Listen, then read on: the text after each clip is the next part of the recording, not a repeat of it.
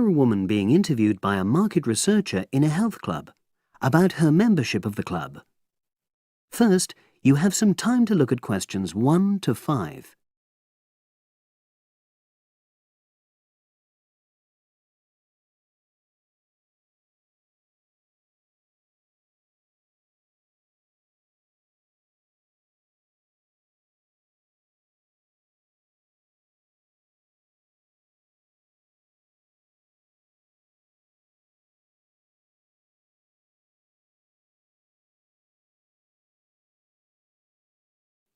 Now we shall begin. You should answer the questions as you listen, because you will not hear the recording a second time. Listen carefully and answer questions 1 to 5. Oh, excuse me. I wonder if you'd have the time to take part in some market research. What's it about? About this club and your experiences and opinions about being a member. It'll take less than 5 minutes. Oh, OK then, as long as it's quick. Can I start by taking your name? It's Selina Thompson. Is that Thompson? Yes. Okay, great. Thanks. And what do you do for a living? Well, I'm an accountant, but I'm between jobs at the moment. I understand.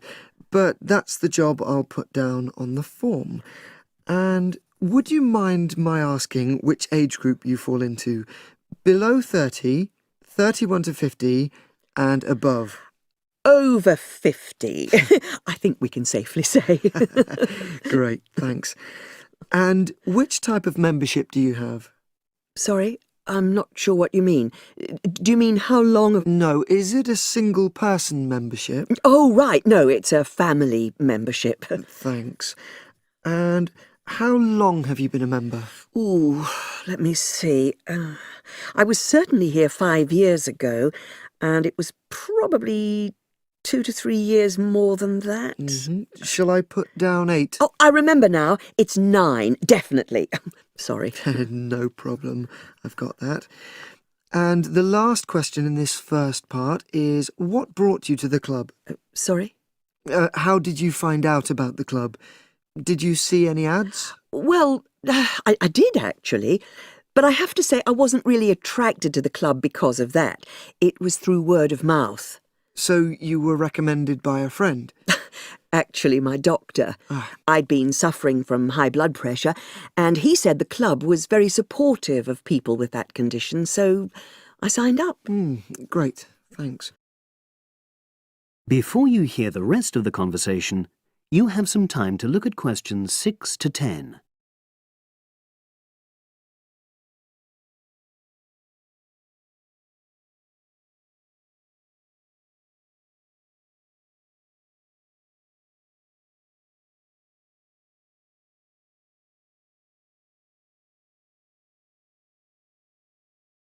Now listen and answer questions 6 to 10. Now, for the second part of the form, I want to ask a bit more about your experience of the club. Sure. How often would you say you use the club? It varies enormously, depending on how busy I am. Of course. But on average, per month? I'd say it averages out at twice a week. OK, so 8 on average. Yeah, and 4 of those are aqua aerobics classes. That leads me to the next question. Would you say the swimming pool is the facility you make most use of? Fair to say that, yep. Right, thanks. And are there any facilities you don't use? One area I realise I've never used is the tennis courts. And there's one simple reason for that. You don't play tennis? Actually, I'm not bad at it. Oh. It's that I'm not happy having to pay extra for that privilege. Oh, right. I've made a note of that. Thanks. Now, in the last section, are there any suggestions or recommendations you have for improvements to the club? Only about health and fitness? Anything at all? Well, I'd like to see more social events. It isn't just a question of getting together for games or classes, but other things, you know. Yes, sure. And another thing that I was thinking when I had my yoga class in the gym last night, we were all sweltering in the heat, was that I think they should put in, well, you know... Air conditioning. That's exactly what I mean. The rooms are really light and well designed, but they do need proper installations. Sure. Well, I've made a note of that. Good. So, is there anything else you'd like to suggest? About quality of service, for example? Oh, everyone's very nice here. They couldn't be more friendly and helpful. Oh, but I tell you what, it's a shame the restaurant isn't open in the evening on Saturday, and Sunday as well, for that matter. Oh. So, the club should... Open it later on those days. OK. Well, thank you very much. That's all the questions I have.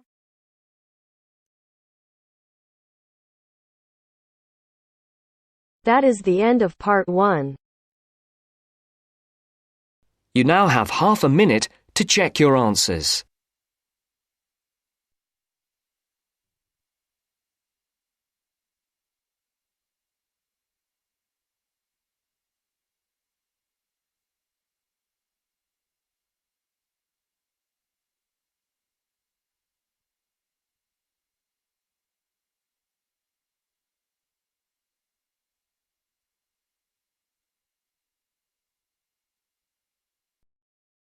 Now turns to part 2. Part 2. You are going to listen to two students talking about a presentation on time management. First, you have some time to look at questions 11 to 15.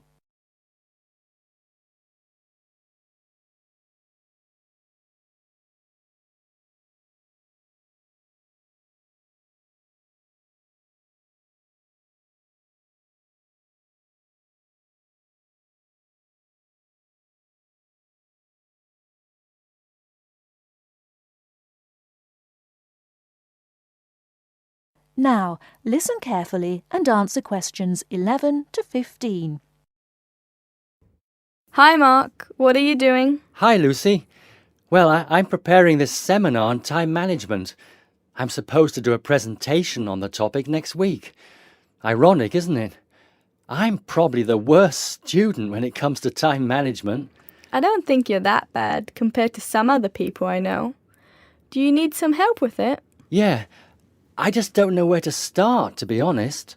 When are you doing the presentation? I'm supposed to hand in the draft on Wednesday at 11 a.m. The presentation is scheduled for 10 a.m. this Friday. That's not too bad. This gives you the whole weekend to prepare. Let's brainstorm some ideas, shall we? Do you want to get a pen and paper to jot down some thoughts? I think you should start with a broad general statement. For example, I read somewhere that organizing time is a skill like learning to drive or tying your shoelaces.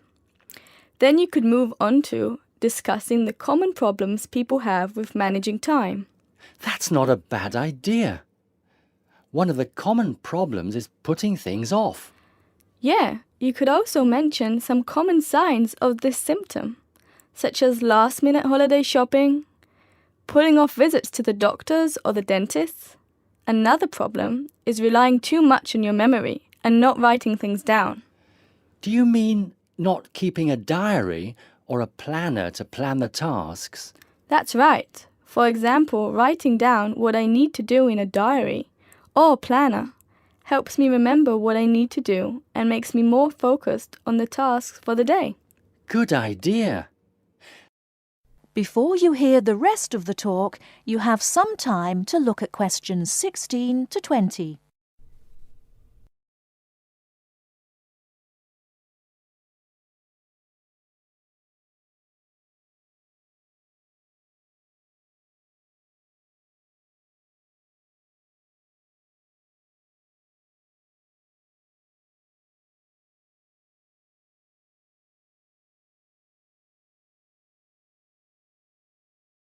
Now listen and answer questions 16 to 20. That reminds me of something I've been meaning to do for a while now. Anyway, I should also include some advice on how to deal with the problem, shouldn't I? Sure, you can talk about some ways of stopping procrastination. I guess making a to-do list can help one focus on what needs to be done. Definitely. Another way to deal with the problem is to prioritize and do the hardest job first, the one which requires the most effort and concentration. Also, my tutor recommended that I should break big projects into small parts with a specific goal. Having an action plan has worked for me. I usually make a list of small tasks I need to do to achieve a goal. Sometimes I just don't feel like getting down to work because a task seems too overwhelming for me to even think about. This technique helps me reduce psychological pressure if I think of a project as a set of easily achievable tasks. Don't you think? I know what you mean. I often feel like that myself with the statistics project I've been doing this term. I'm well behind, and the deadline is next week. I think setting deadlines and sticking to them can help one to achieve goals. You can discuss this aspect in your presentation too. A good point. Setting deadlines can also help one become more realistic about the time it takes to do tasks. Another point you could include is how to deal with interruptions. Okay, I guess blocking in time to handle unpredictable interruptions can help one stay focused. Not just that, some interruptions, such as phone calls, can be easily avoided by using answering machines, for example. Saying no, which is one of the most useful words in English, is also very effective. It can be tough sometimes, but you've got to learn to say it nicely but firmly. I think you've got enough ideas here to start with. Definitely. Thanks a lot for your help. I just need to type the ideas up, and I think I'm all set. Do you think you can lend me your laptop for a couple of hours? I'm afraid I can't. I've got to finish my own project. Never mind. I'll use one at the library. You certainly know how to say no. Learned it the hard way. Got to go now. Good luck with the presentation.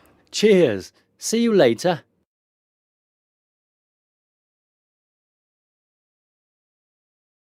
That is the end of part 2.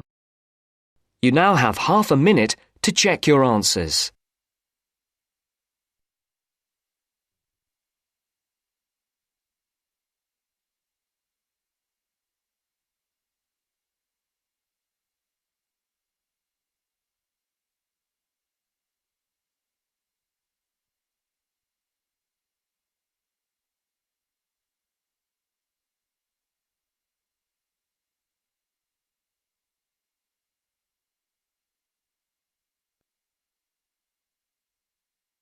Now turns to part 3.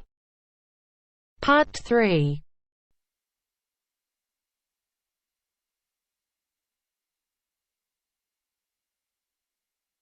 Now turns to part 3.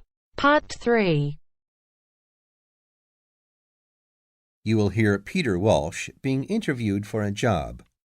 Listen and choose the correct answer for each question. First, you have some time to look at questions 21 to 25.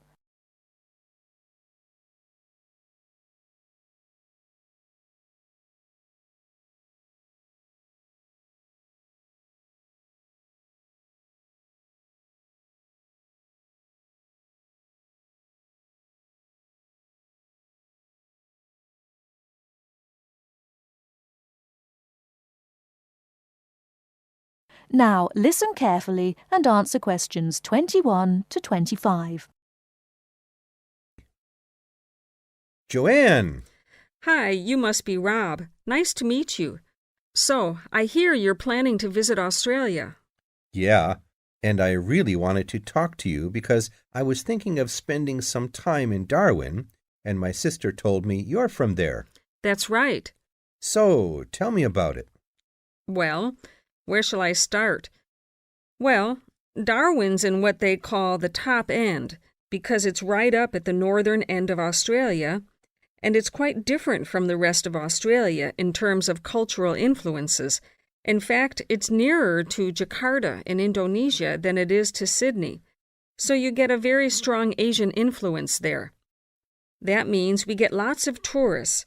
People from other parts of Australia are attracted by this sort of international cosmopolitan image. And as well as that, we've got the same laid-back atmosphere you get all over Australia.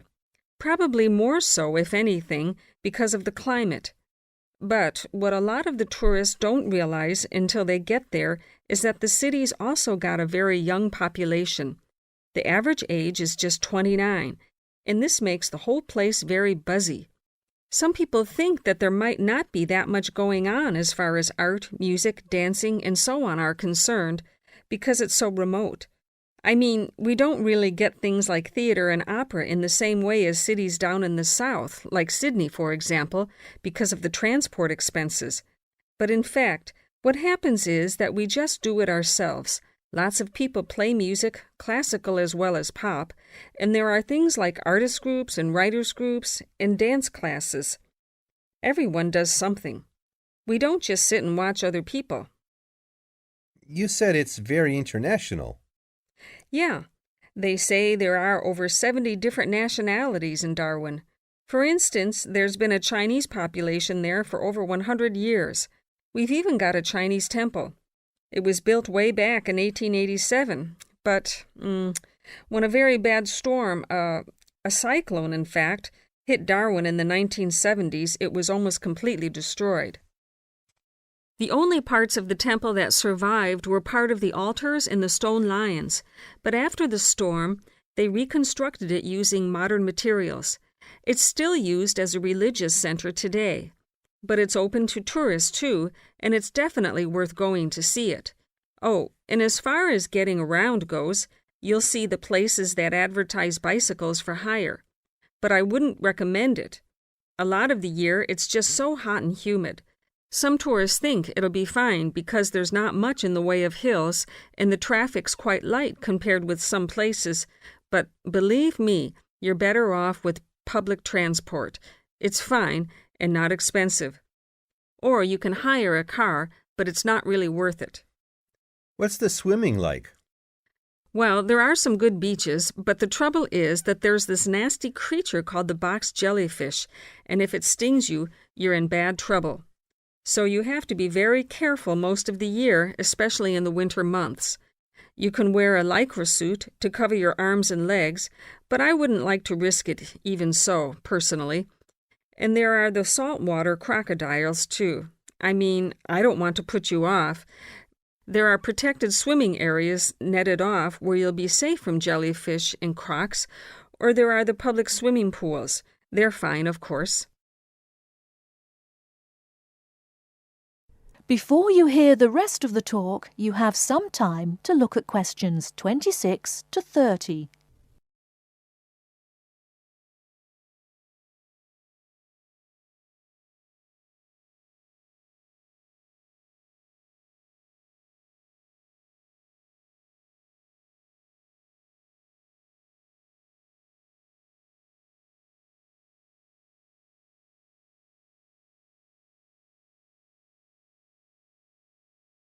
Now listen and answer questions 26 to 30. And answer the questions. Please sit down, Mr. Walsh. My name's Jane Swain, and I'm the personnel manager. Hello, how do you do? Now, this is just a short preliminary interview. I'd like to chat about your present job and what you've done up till now. Yes, of course. Well, could you tell me how long you've had your present position in Weston's? It is Weston's, isn't it? Yes, that's right. I am not sure. Let's see. I left university in 2005. Is that right? Yes, 2005. Then I was unemployed for about 3 months. And then I traveled round America for a few months. So, yes, it must be about 3 years now, in fact. Yes. And have you any particular reason for wanting to change jobs? I mean, why do you want to move? Well, I actually like my present job and still find it interesting and stimulating. The salary's okay, so it's nothing to do with money, though you can always do with more. I suppose the thing is that I'm really very ambitious and keen to get promoted, so that's the real reason. You say you like your job. Can you tell me what aspect you like most? Oh, my dear, that's difficult. There are so many things. The other people are great. There's a good cooperative atmosphere. I mean, among the staff, and compared to other companies, the conditions are great. I mean, the office itself and the working conditions. And then there's the fact that they give me lots of room for initiative and let me make decisions. You know, that's what I really like most about the job. Yes, well, we're looking for someone like that. You know, someone who isn't a clock watcher and who isn't too concerned about working fairly long hours. Oh, I don't mind that. I'm used to it. And what about your education? You went to Manchester University, didn't you? Yes. After leaving school, I started a diploma course in design, but I decided to give it up and did an arts degree at university instead. Good. And have you done any courses since?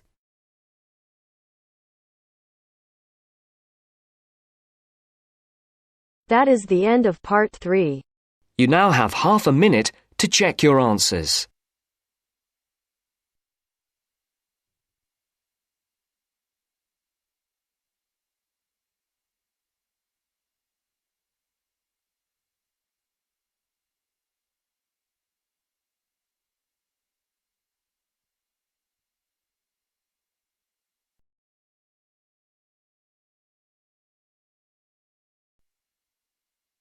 Now turns to part 4. Part 4. You are going to hear a lecture given by a tour agent. First, you have some time to look at questions 31 to 40.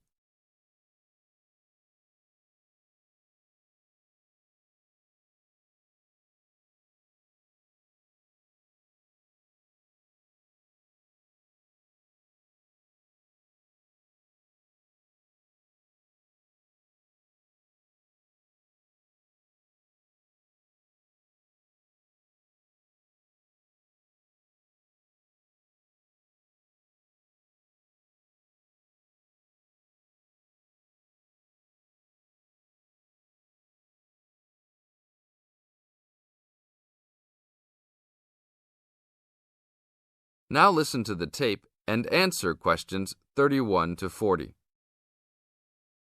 Welcome to Hawaii Tour Agency. Let me tell you a little about a special package we have going on this week. I know everybody wants to get away from the stress of work and life, so I think you should all consider a week-long vacation to the paradise of Hawaii. First off, let me tell you all a little bit about Hawaii. The Hawaiian Islands are of volcanic origin and are edged with coral reefs. Because of its volcanic origins, people often go especially to see the volcanoes. Hawaii is the largest and geologically the youngest island of the group.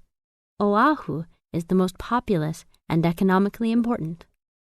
The capital of Honolulu is located on the island of Oahu, the only U.S. state in the tropics.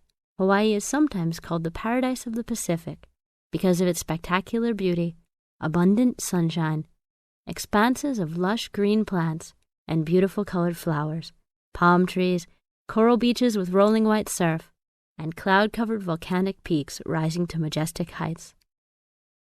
Some of the world's largest active and inactive volcanoes are found on Hawaii and Maui.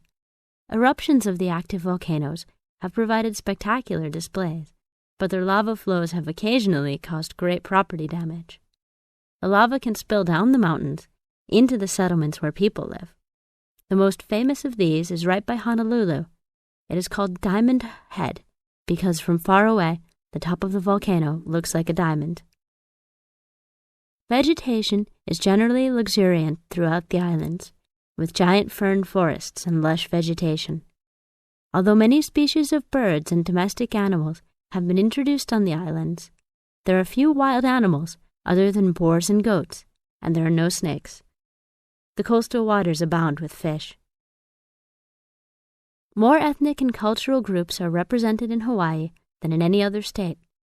Chinese laborers who came to work in the sugar industry were the first of the large groups of immigrants to arrive, starting in 1852, and Filipinos and Koreans were the last, after 1900. Other immigrant groups, including Portuguese, Germans, Japanese, and Puerto Ricans, came in the latter part of the 19th century. Intermarriage with other races has brought a further decrease in the number of pure-blooded Hawaiians, who comprise a very small percentage of the population. Now all of this sounds very interesting, right? For only $600 per person, we are offering a tour package to Hawaii. This includes your round-trip airfare and fully guided tours. The duration of the trip is 5 days, including hotel for 5 nights and tour buses that will take you all around. We will go to the famous beaches, the volcanoes, and the forests. Sign up today to save your space, as seats are running out quickly. That is the end of part